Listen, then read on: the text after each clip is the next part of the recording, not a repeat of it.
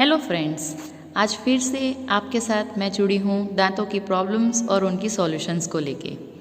आज हम बात करने वाले हैं विजडम टूथ यानी कि अक्कल दाढ़ के बारे में।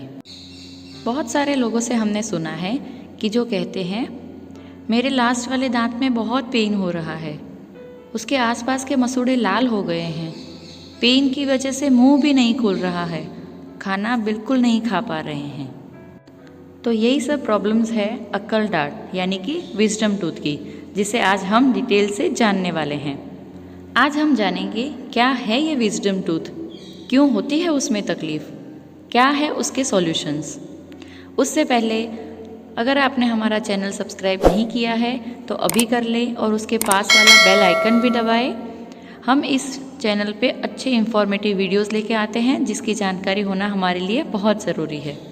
तो दोस्तों, सबसे पहले ये जान लेते हैं कि विजडम टूथ होता क्या है।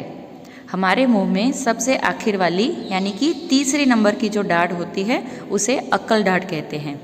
ये हर साइड पे एक एक होती है, यानी कि लेफ्ट, राइट, ऊपर या फिर नीचे।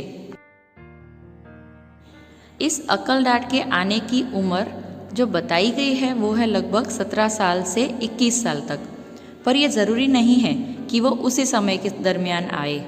किसी किसी में ये दाढ़ 35 पे आती है तो किसी किसी में ये दाढ़ 40 पे भी आती है या फिर उससे भी लेट। ये दाढ़ 17 साल के बाद आती है, मतलब कि हमारी मैच्योरिटी के समय के बाद, इसलिए उसको विजडम टूथ यानी कि अक्कल दाढ़ का नाम दिया गया है।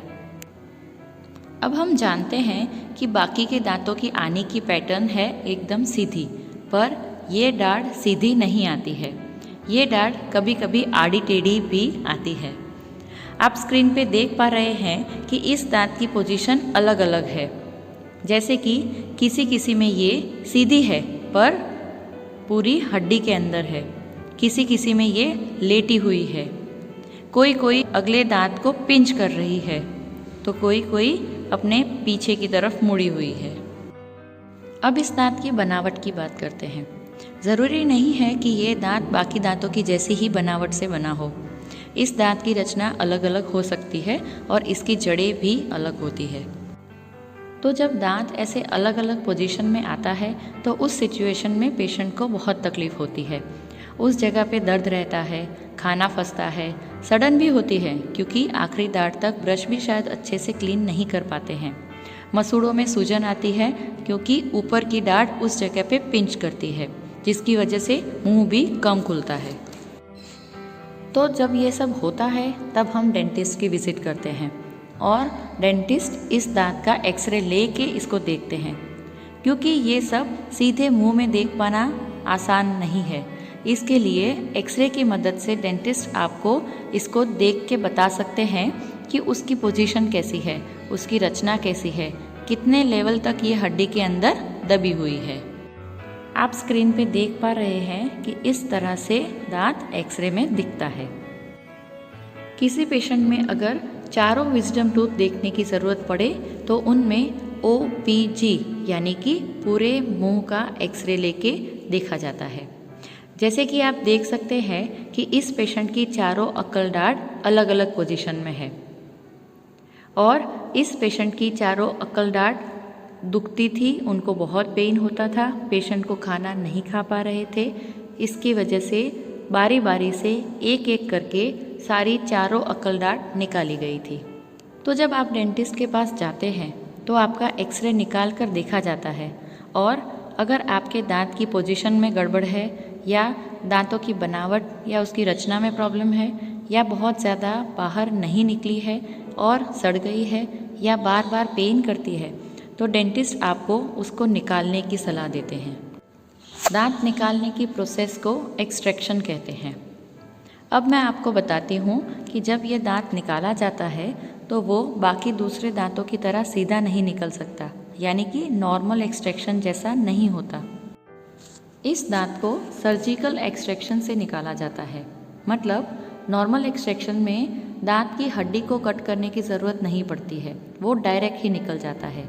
पर क्योंकि ये दांत हड्डी के अंदर छुपा होता है इसलिए इसे डायरेक्ट नहीं निकाला जा सकता। हड्डी को कट करके जगह बना के फिर उसको निकाला जाता है, जिसे ओरल सर्जन्स करते हैं। परंतु आपको इस सर्जरी के नाम से डरने की कोई ज़रूरत नहीं है। ये बहुत ही छोटी सर्जरी होती है और ये पूरी तरह से एनेस्थेशिया देके, यानी कि मुंह के उस पार्ट को सुन करके सर्जरी परफॉर्म की जाती है। तो पेशेंट को कोई भी तकलीफ़ नहीं पड़ती है, उनको पेन नहीं होता है। डाढ़ निकालने के बाद सर्जन उस जगह को स्टिच लेके, यानी कि टाँका लगा के सील करते हैं, ताकि वहाँ पे कोई खाना फंसे नहीं और सर्जरी वाली जगह पूरी तरह से सुरक्षित रहे। टाँका लगाने की प्रोसेस से भी डरने की कोई ज़रूरत नहीं है। ये आपके ही अच्छे के लिए किया जाता है। इससे आपके मुंह में कोई भी प्रकार का अनकंफर्ट नहीं होता है और डाँठ निकालने का जो घाव होता है वो भी जल्दी भर जाता है, तो तकलीफ़ भी कम होती है। और फिर लास्ट में दांत निकालने के बाद डेंटिस्ट आपको कुछ दवाइयाँ लिख के देते हैं और कुछ सलाह देते हैं, जैसे कि कुछ दिनों के लिए कैसा खाना खाना है, कैसे सफाई रखनी है, या फिर ये स्टिच निकालने के लिए कब आना है, वगैरह वगैरह। बस इतना ही। इसके बाद आपकी प्रॉब्लम का परमानेंट सॉल्यूशन हो जाता है और आपको किसी भी प्रकार का कोई पेन नहीं होता है फ्यूचर में। तो आशा करती हूँ कि आपको आज का हमारा वीडियो अच्छा लगा होगा। तो प्लीज़ इसको लाइक कीजिए और अपनों के साथ शेयर कीजिए, ताकि उनको भी जानकारी मिलती रहे। और हाँ, अगर हमारा चैनल अभी तक सब्सक्राइब नहीं किया है तो प्लीज़ उसको सब्सक्राइब कर दीजिए।